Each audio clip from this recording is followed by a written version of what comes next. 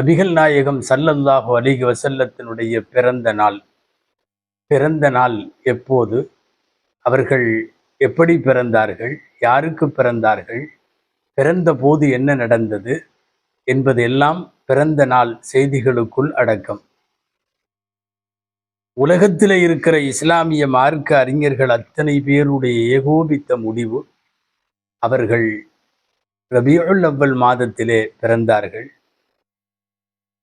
என்பதில் எல்லாரும் ஒரே கருத்து.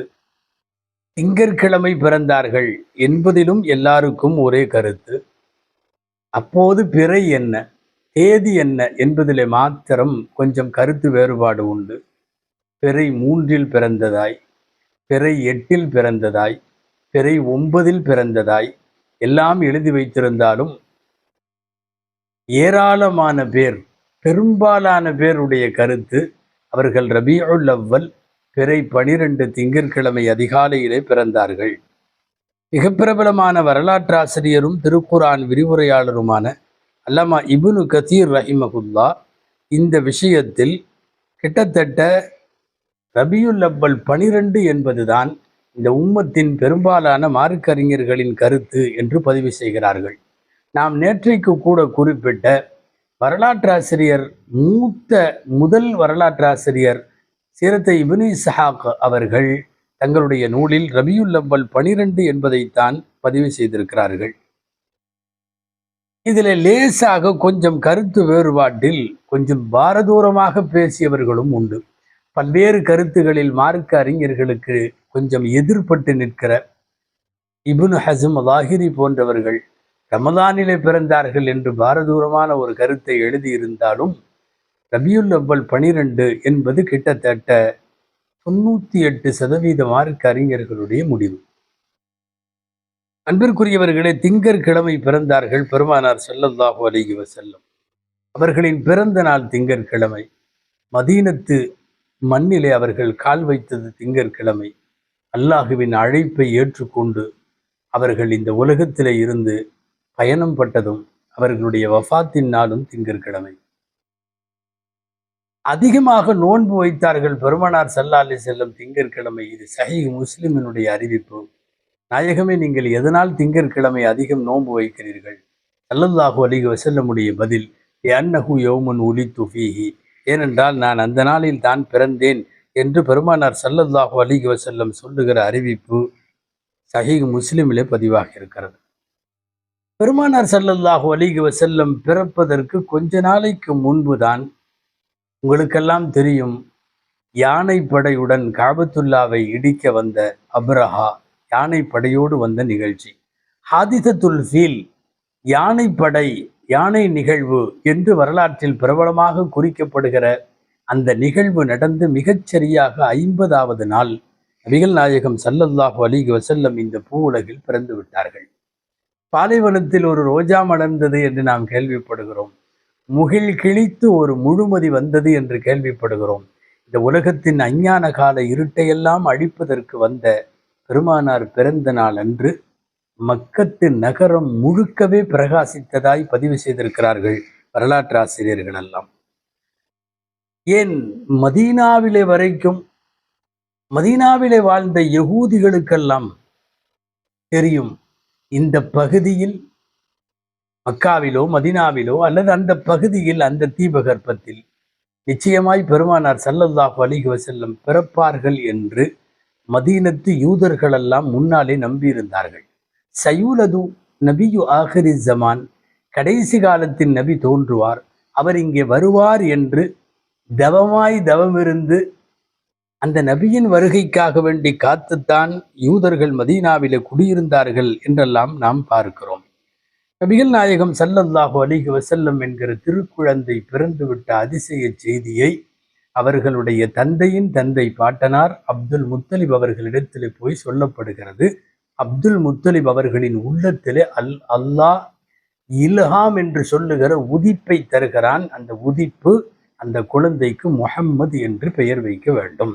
முஹம்மது என்பதும் அஹமது என்பதும் எல்லாமே ஒரே பொருள் கொண்டவை.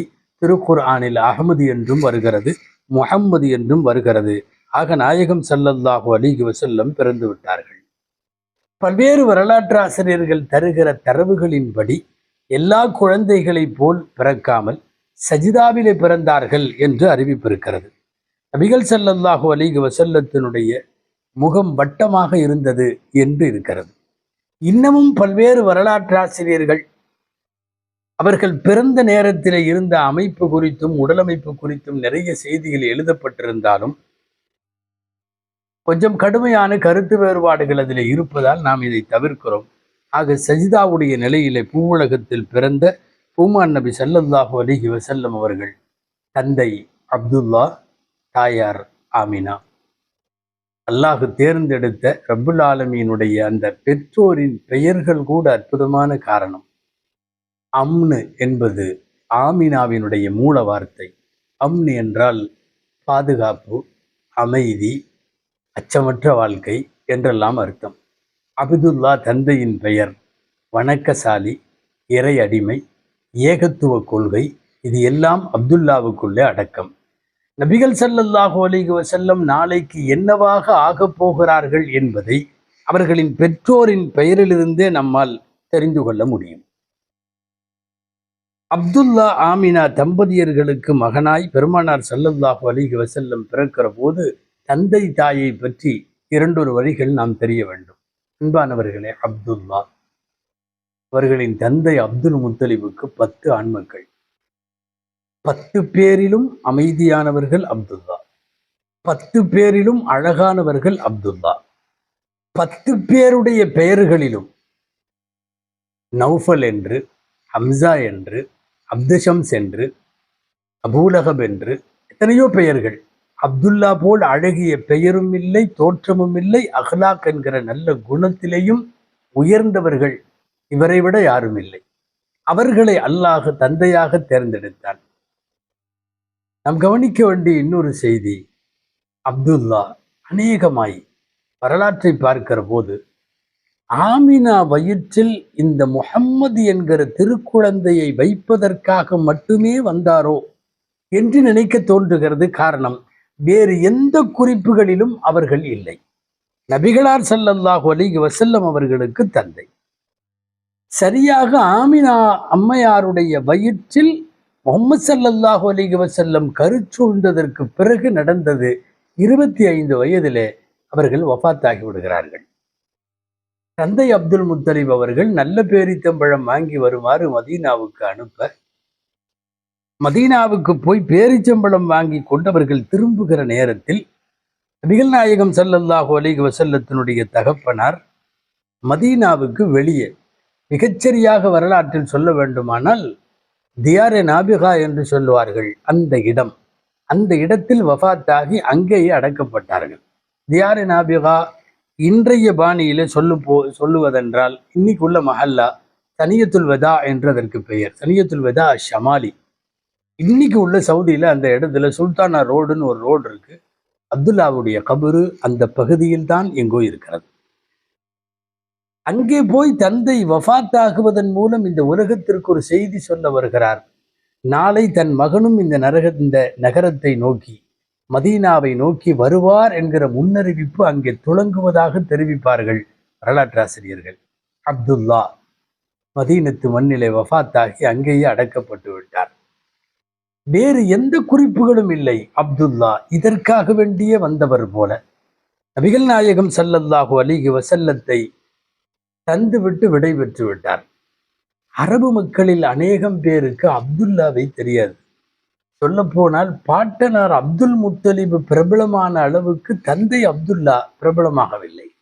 அதிக பிரபலம் யார்? அப்துல் முத்தலிப்.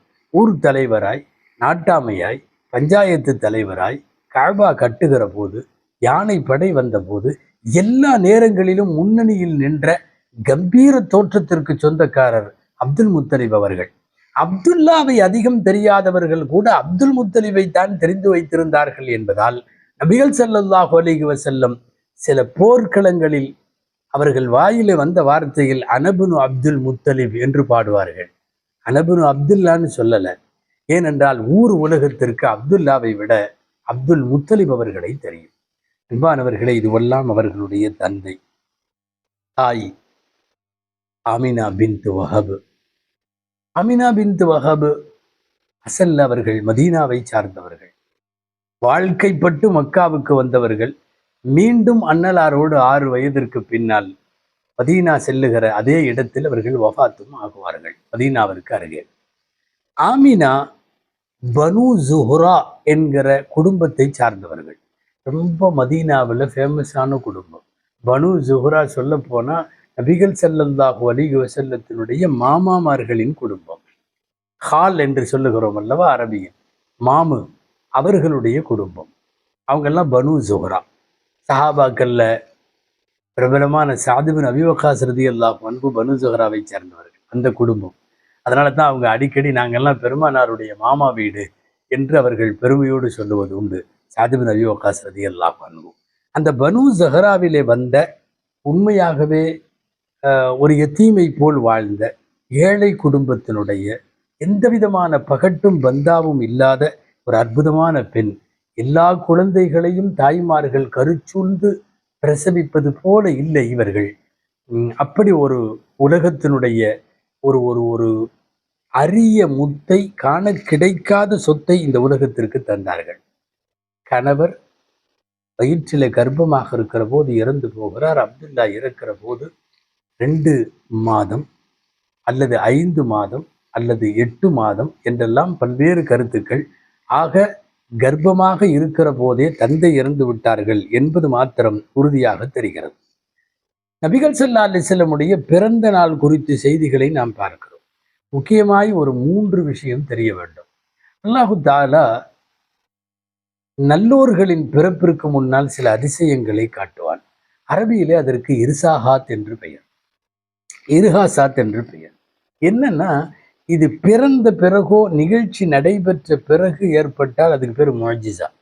நடக்கிறதுக்கு முன்னாடியே அடையாளங்களின் மூலம் தெரியப்பட்டால் அதைத்தான். இப்போ உதாரணமா மழை வரும் முன்னாலே மின்னல் வெட்டுகிறது.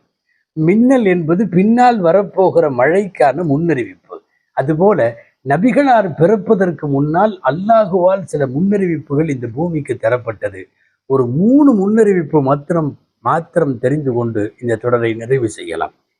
முதல்ல நம்பர் 1, அல்லாஹ் தருகிற முன்னறிவிப்பு என்ன தெரியுமா? யானைப்படை. வந்தவன் அப்ரஹா. அப்ரஹா என்றும் சில மொழியியல் வல்லுநர்கள் உப்ரஹா என்றும் சொல்லுவார்கள். அப்ரஹா யானைப்படையோடு வருகிறான். அவன் யார்? நசாரா, கிறிஸ்தவர்கள். எதிரிலே அவனோடு மல்லு கட்டுவது யார்? மக்காவிலே இருக்கிற வதனியீன்கள் என்று சொல்லக்கூடிய சிலை வணக்கசாலிகள். பொதுவாகவே அல்லாஹுவிற்கு பல்லாயிரம் ஆண்டுகளாய் ஒரு நியதி இருக்கிறது. என்னன்னா, எந்த இடத்தில் வேதக்காரர்களும் சிலை வணக்கமானவர்களும் மோதிக்கொண்டால் அல்லாஹ் எப்போதும் உதவியை வேதக்காரர்களுக்குத்தான் தருவான். யூதர்களோ நசாராக்களோ முஸ்லிம்களோ இவர்கள் எல்லாரும் வேதம் பெற்ற ஓரிரை கொள்கை உடையவர்கள். ஆனால் இவர்கள் பல தெய்வ வழிபாடு உள்ளவர்கள். அல்லாஹுவின் பாணி நசாராவாகிய அப்ரஹாவுக்கு உதவி செய்ய வேண்டும். ஆனா அப்படி செய்யல. இறைவனுடைய இந்த நியதிக்கு நேர் மாற்றமாக நடக்கிறது யானைப்படை நிகழ்வு. என்ன செய்கிறான்? மக்காவில இருக்கிற பரதெய்வ வழிபாடு கொண்டிருக்கிற முஷ்ரிக்கீன்களுக்கு, அவர்களுக்கு சிலை வணக்கசாலிகளுக்கு உதவி செய்கிறான். வேதக்காரனான அப்ரஹாவை, அவனுடைய யானைப்படையை ரப்பு தோற்கடிக்கிறான். காரணம் என்னன்னா, இது சிலை வணக்கசாலிகள் நிரம்பிய ஊராக இருந்தாலும் கிட்டத்தட்ட நிறை மாத கர்ப்பத்தில் பெருமானார் ஸல்லல்லாஹு அலைஹி வஸல்லம் கருவிலே இருக்கிறார்கள். முன் சொன்னது போல் 50 நாளில் அந்த திருக்குழந்தை இந்த உலகத்தை தொட இருக்கிறது, துனியாவிற்கு வரவிருக்கிறது. எனவே அல்லாஹ் தன்னுடைய நியதிக்கு மாற்றமாய் இறைவன் செய்த ஒரு அற்புதமான முன்னறிவிப்பு என்று சொல்ல வேண்டும். இது பெருமானாருக்காக செய்யப்பட்டது, நபிகளாரின் பிறப்புக்காக செய்யப்பட்டது. 2வது செய்தி, யானைப்படைக்கும் முன்னர் நடைபெற்ற நிகழ்வு. என்ன? ஜம்சம் கிணறு. ஆஜரா அம்மையாருக்கும் இஸ்மாயில் அலைஹிஸ்ஸலாமுக்கும் அல்லாஹுவால் வழங்கப்பட்ட அந்த பேரற்புதம் காலப்போக்கில் காணாமல் போய்விட்டது. ஜம்சம் எங்கு என்று யாருக்கும் தெரியவில்லை. ஜம்சம் அப்துல் முத்தலிபினுடைய கனவிலே பார்க்கிறார்கள். ஒரு குறிப்பிட்ட இடத்துல தோண்டுவதாகவும் தண்ணீர் வருவதாகவும் ஜம்சம் கிடைத்ததாகவும் அதை மக்களுக்கு அவர் வாரி வாரி இறைப்பதாகவும் கனவு காணுகிறார். கண்ட கனவை அதேபடி நிறைவேற்றி கொண்டு போய் ஜம்சம் கிடைத்து விட்டது. தோண்டி எடுத்து விட்டார். இதில் வரலாறு கொஞ்சம் நீளும், நாம் சுருக்கமாய் முடிப்போம். ஜம்சம் கிணறை கண்டுபிடித்து குழி தோண்டி தண்ணீர் எடுத்து வாரி இறைத்து மக்களுக்கு அதை அப்துல் முத்தலிபு கொடுக்கிறார். மக்களெல்லாம் தண்ணீரை பெறுகிறார்கள். நீண்ட நாட்கள் காணாமல் போன ஜம்சமை மீண்டும் மக்காவின் மக்களுக்கு அல்லாஹ் அன்பளிப்பாக வழங்கியது நபிகள் நாயகம் ஸல்லல்லாஹு அலைஹி வஸல்லம் அவர்களுடைய முன்னறிவிப்பு. தண்ணி கொப்புளிச்சு வர்றதும் அது மக்களுக்கு வழங்குவதும், உலகத்தில் ஹிதாயத்தை சப்ளை செய்ய போகிற ஒரு குழந்தை இங்கே பிறக்கப் போகிறது என்பதற்கான அறிவிப்பு, முன்னறிவிப்பு. இது இரண்டாவது. மூன்றாவது, நபிகள் நாயகம் ஸல்லல்லாஹு அலைஹி வஸல்லம் ஒரு ஹதீஸில் இப்படி சொல்லுவார்கள், நிறைய முறை கேள்விப்பட்டிருப்பீர்கள். ஆனா தஅவத்து அபி இப்ராஹிம், நான் எனது தந்தை இப்ராஹிம் அலைஹிஸ்ஸலாமின் துஆ, வ பஷாரத்து அஹி ஈசா, எனது சகோதரர் ஈசாவின் முன்னறிவிப்பு, வ ருயா உம்மி, என் தாயின் கனவு. ஹதீஸில் 3 வரி இருக்கு. இப்ராஹிம் அலைஹிஸ்ஸலாமின் துஆ தான் நான், ஈசாவின் முன்னறிவிப்பு தான் நான், என் தாயின் கனவு தான் நான். என்ன தாயினுடைய கனவு? நபிகள் ஸல்லல்லாஹு அலைஹி வஸல்லம் வயிற்றில இருக்கிற போது அந்த புண்ணியவதியான மங்கை நல்லால் ஆமினா அம்மையார் கனவு காணுகிறார்கள். கனவல்ல, அவர்களுக்கு உதிக்கிறது. அவர்களிடமிருந்து புறப்பட்டு செல்லுகிற ஒரு ஒளி ஷாம் தேசத்தினுடைய கோட்டைகளுக்குள் வெளிச்சம் பாய்ச்சுகிறது. ஷாம் போனதில்லை அவர்கள், கோட்டை கண்டதில்லை அவர்கள், ஆனால் பார்க்கிறார்கள். தன்னிடமிருந்து புறப்பட்டு செல்லுகிற ஒரு ஒளி ஷாம் தேசத்தினுடைய கோட்டைகளை மிளிரச் செய்கிறதை பார்த்து விட்டதற்கு பின்னால் இந்த கனவை சொல்லியும் இருந்தார்கள். இஸ்லாமிய வரலாறும் கூட அப்படித்தான். முஸ்லிம்களால் முதல் வெற்றி கொள்ளப்பட்ட பகுதி அந்த பகுதிதான். அப்போ நபிகள் ஸல்லல்லாஹு அலைஹி வஸல்லம் பிறப்பதற்கு முன்னாலே முன்னறிவிப்பு. இந்த அடிப்படையில் தான் ஒளியாக புறப்பட்டு ஒரு காட்சி காணப்பட்டதால் தான் அல்லாஹு கூட குர்ஆனில் நூர் என்று சொல்லி பெருமானார் ஸல்லல்லாஹு அலைஹி வஸல்லத்தை ஒளி என்று வர்ணிப்பான். அன்பானவர்களே, இன்னமும் நிறைய முன்னறிவிப்புகள் சொல்லப்பட்டாலும் அவைகளை பதிவு செய்வதிலேயும் ஏற்றுக்கொள்வதிலேயும் பல்வேறு கருத்து மாறுபாடுகள் இருக்கிறது. நாம் விரிவாக பேசுகிற இடம் அல்ல இது. சுருக்கமான வரலாறு. ஆக பெருமானார் ஸல்லல்லாஹு அலைஹி வஸல்லம் பிறந்த நாள், அது ஆக புனித நாள். கடைசியாய் ஒரு செய்தி நீங்கள் கேள்விப்பட்டிருப்பீர்கள். அல்லாமா குர்துபி ரஹிமஹுல்லாஹ் தங்களுடைய உலக புகழ் பெற்ற திருமறை விரிவுரையில் சொல்லுவார்கள், ஷைத்தான் கதறி கதறி அழுத நாட்களில் ஒரு நாள் நபிகள் ஸல்லல்லாஹு அலைஹி வஸல்லம் பிறந்த நாள். ஃபாத்திஹா சூரா இறங்கிய நாளும், ஹஜ்ஜினுடைய அரஃபாவின் நாளும், பெருமானார் ஸல்லல்லாஹு அலைஹி வஸல்லம் பிறந்த நாளும். இந்த நாளெல்லாம் அவனால் பொறுக்க முடியாமல் அவன் பொங்கி கதறி அழுத நாட்கள் மட்டுமல்ல, தலையிலே மண்ணை வாரி போட்டி கொண்ட நாட்கள். ஷைத்தானை ஆக துன்பத்திற்கு உள்ளாக்கி இருக்கிற அந்த நாள் நிச்சயமாக உலக முஸ்லிம்களின் சந்தோஷத்திற்குரிய நாள். நபிகள் நாயகம் ஸல்லல்லாஹு அலைஹி வஸல்லத்தினுடைய பிறந்த நாள் உண்மையாகவே உலகத்தில் கியாமத்து வரை வாழ இருக்கிற முஸ்லிம்களுக்கு அது ஒரு பெருநாள் பண்டிகை என்று சொல்லுவதில் கூட மிக இருக்க முடியாது. அல்லாஹு ஜல்ல ஷானஹு தஆலா அன்னலாரை பற்றி தெரியவும் பேசவும் கேட்கவும் தொடர்ந்து அதன்படியே செயல்படவும் அல்லாஹ் அருள்வானாக. ஆமீன். وآخر دعوانا أن الحمد لله رب العالمين. السلام عليكم ورحمة الله وبركاته.